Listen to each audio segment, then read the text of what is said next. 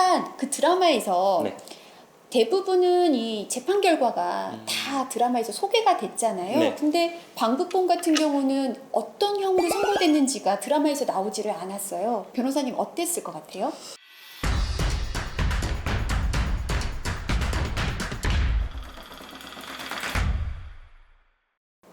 안녕하세요. 안녕하세요. 변호사 조아영 채널의 김원범. 조아영입니다.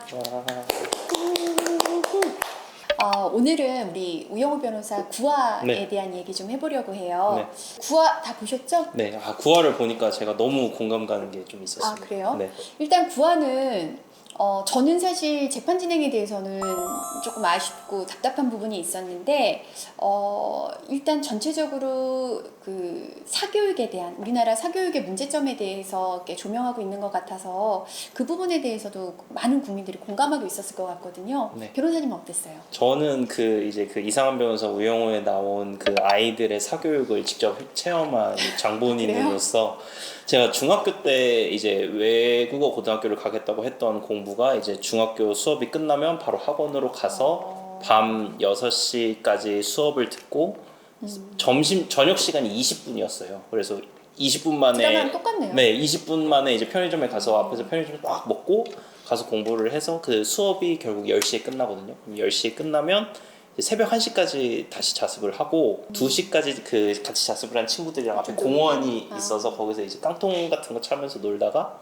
이제 자고 그런 일상이 반복했던 경험이 있어서 지금 이제 새 아이의 엄마로서 아이들을 교육하고 있는데 이제 저의 세대에서도 무지 열심히 공부했던 거는 같은데 이제 나의 기억은 다 있고 이제 아이들이 그렇게 공부를 하지 않으면 따라가기가 어려운 현실에 대해서 또 아이들이 힘드니까 좀 덜 해야 될까 아니면 뒤처질 것 같아서 또 시켜야 될까 이런 갈등을 하면서 계속 그걸 마주하면서 지금 교육을 하고 있는 것 같은데 이 재판 과정에서 그 피해자들이 법정에 나와서 놀자 이렇게 외치잖아요. 네. 박북봉을 따라서 그때는 막 코끝도 찡하고 막 가슴도 뭉클한데 그래도 뭐 뒤돌아서면 애들 보고 또 공부하라고 하는 게 또 현실인 것 같아서 하여튼 그 부분은 많은 국민들이 다 공감을 하셨을 것 같아요. 아이를 기르던 안 기르던 또 그런 공부를 했던 안 했던 우리나라의 교육이 문제라는 것에 대해서는 다 공감을 했을 것 같아요.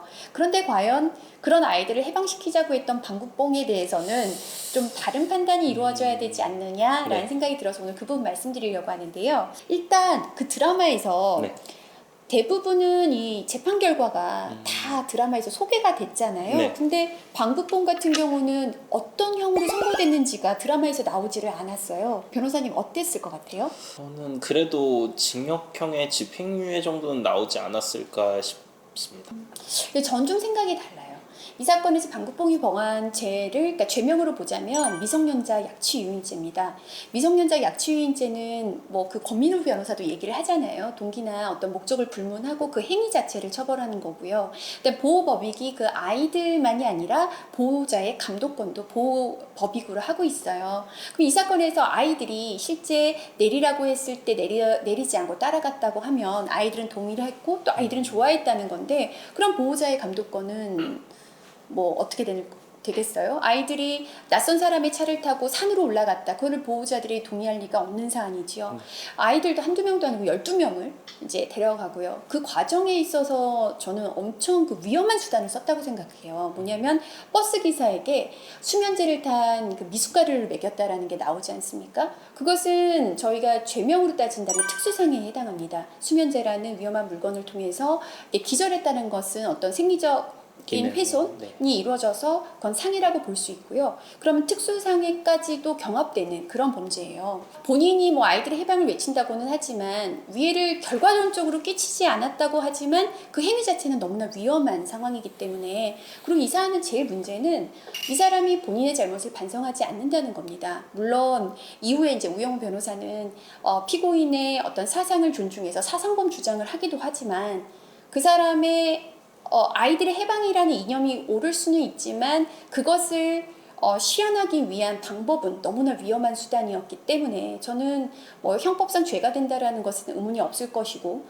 이 드라마에선 비춰지지 않았지만 특수상해라는 것이 경합된 상황에서 물론 이제 범죄 경력이라든지 이런 걸 고려할 거예요. 변호사님 말씀처럼 이 사건이 집행유예가 된다면 피해자들 전원에 그 보호자들의 합의서가 제출되잖아요. 네. 그 부분은 상당히 유리하게 고려될 거라고 생각이 됩니다. 그러나 이 사건에서는 본인이 전혀 반성하지 않을 뿐만 아니라 다시 같은 상황이 되면 그렇게 또 행동을 하겠냐는 질문에 대해서 자기는 또 할 거라고 해요. 반성의 여지가 없을 뿐만 아니라 재범의 우려는 너무나 확실한 상황에서 어떤 법의 엄정함을 보여줘야 된다는 생각을 저는 하게 되었습니다.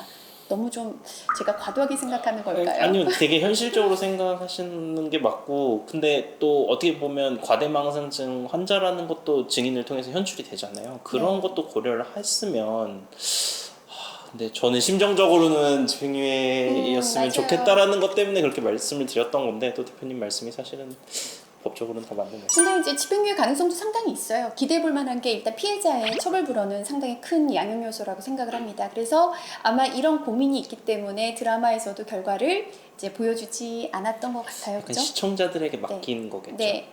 그래서 사실 저는 그 결과를 안 보여준 게 차라리 잘 됐다. 왜냐하면 마지막 최후 변론을 하고 재판장님부터 우배석, 좌배석의 어떤 그 동요를 보여주잖아요. 그래서 당연히 유죄 심증과 이제 실형에 대한 생각을 하다가 뭔가 이걸 동요돼서 좀 가벼운 처벌을 이렇게 할 것처럼 또 뉘앙스를 풍기기도 하는데 거기서 선처가 이루어졌다면 사실 저는 좀 납득이 안 될 수도 있다는 생각이 들었거든요. 그리고 또 대표님 말씀에 부합하는 거는 그 방법봉이 과연 그렇게 놀아야 한다라고 주장하는 게 진짜로 그 아이들을 위한 거냐는 것도 충분히 물론이에요. 고려를 해야죠. 이제 그 부분은 하루 아이들이 이제 힘든 아이들을 하루 어떻게 그 산으로 데려가서 놀게 하고 뭐 그것이 아이들을 정말 해방하는 것일까? 네, 오히려 아이들에게 혼란을 줄 거라고 저는 생각했어요. 가장 위험하게 생각했던 부분은 부모, 학원, 학교는 너희들의 행복을 원하지 않는 사람들이다라는 그 방구뽕의 여과 없는 말들이 전 너무나 위험하게 생각이 됐었어요. 그 우영우 변호사를 보면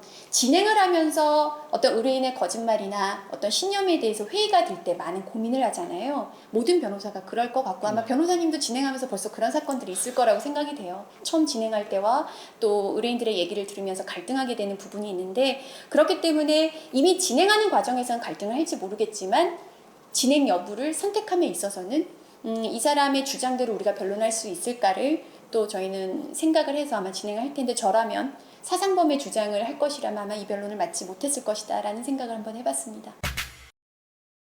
이제 영장 실질심사 단계였어요. 그 전에 이제 우영우 변호사가 막 법원으로 걸어 들어가면서 접견 시간이 너무 짧아서 어떨지 모르겠다라고 이제 정명석 변호사랑 아마 대화하는 장면도 나오는데요. 방구뽕은 버스 기사의 그 진술로도 나왔는데 산에서 애들을 데리고 내려오고 있다가 경찰에 체포됐었잖아요. 아마 그것은 이제 현행범 체포였을 걸로 보이고요. 통상 이제 현행범 체포의 경우에는 48시간 이내에 구속영장 청구를 해야 되고요. 만약에 영장이 청구돼서 발부되지 않으면 석방을 해줘야 되는 상황이었습니다. 그래서 이 사건은 현행범 체포 이후에 영장실질심사가 이제 예정되어 있었고 지금 물어보신 상황은 영장실질심사 단계였어요. 영장실질심사라는 것은 이제 피의자에 대해서 구속수사를 할 것이냐를 결정하는 단계거든요. 아직 그 피고인이 되기 전 단계, 수사 단계에서 구속 여부를 결정하는 단계였는데 그래서 이 친구가 구속이 필요한가에 대한 심사를 하고 있었는데 결국 구속된 거죠. 네. 그러니까 앞서 말씀드렸던 것처럼 그 영장실질심사를 진행했던 판사님 입장에서는 방구뽕은 위험하고 그러니까 혐의도 인정되고 반성의 여지가 없고 또 재범의 우려도 있고 도주의 우려도 있다고 판단을 해서 구속영장이 발부됐던 사안입니다.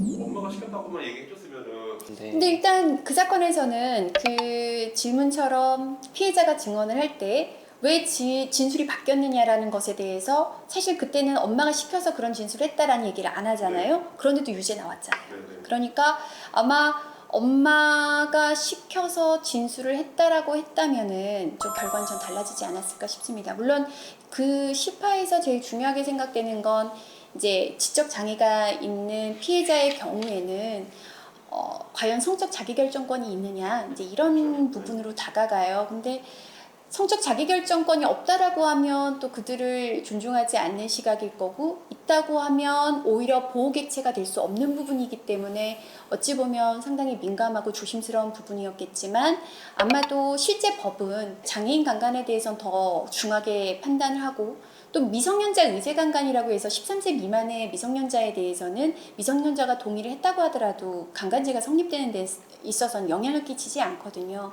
그 얘기는 이 법이 미성년자나 장애인에 대해서는 보다 더 강하게 보호해야 된다라는 생각을 하고 있어서 그 의사결정에 대해서 좀 더 미약하게 판단을 하고 그런 동의가 있었다고 해도 처벌에서는 자유롭지 못하다. 이런 그 보호 가치를 두고 있어요. 그렇기 때문에 그 사안에서는 약간 저희가 생각하게 할 수 있는 부분은 있지만 법적으로는 유죄가 나올 수밖에 없다라는 여러 가지 장치들이 깔려 있었어요. 뭐냐면은 그 친구는 이전에도 또 이런 장애인 그런 복지, 사이트에 네. 카페에 가입이 되어 있었고 그다음에 근래 6개월 이내에 비슷한 사례를 가졌죠. 네. 그래서 장애인 여성에게 다가가서 또 돈을 착취라고 해야 되나요? 갈취? 그러면서 그 친구가 그러잖아요. 사랑은 한 번만 하는 거냐, 첫사랑 말고 두 번째 사랑은 없는 거냐 이렇게 변론하지만 그런 정황은 우리가 형사 판단에 있어서 아마 유죄 판단을 하기에 판결문에 쓰여질 수 있는 여러 사안이라고 생각을 하고 변명을 하잖아요. 사랑을 해도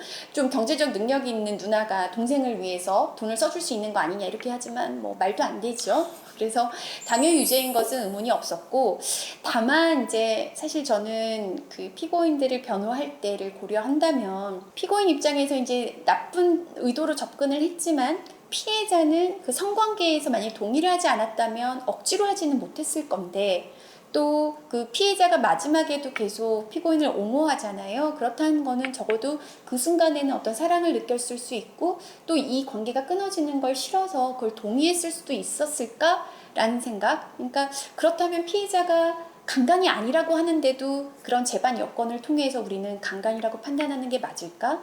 이런 거에 대한 고민은 사실 좀 됐어요. 그러나 역시 법원의 판단은 장애인의 그런 의사결정에 대해서는 좀 더 합리적인 의사결정을 할 수 없는 주체이기 때문에 좀 더 강하게 법이 보호해줘야 된다라는 판단으로 유죄 판단을 한 것 같고요.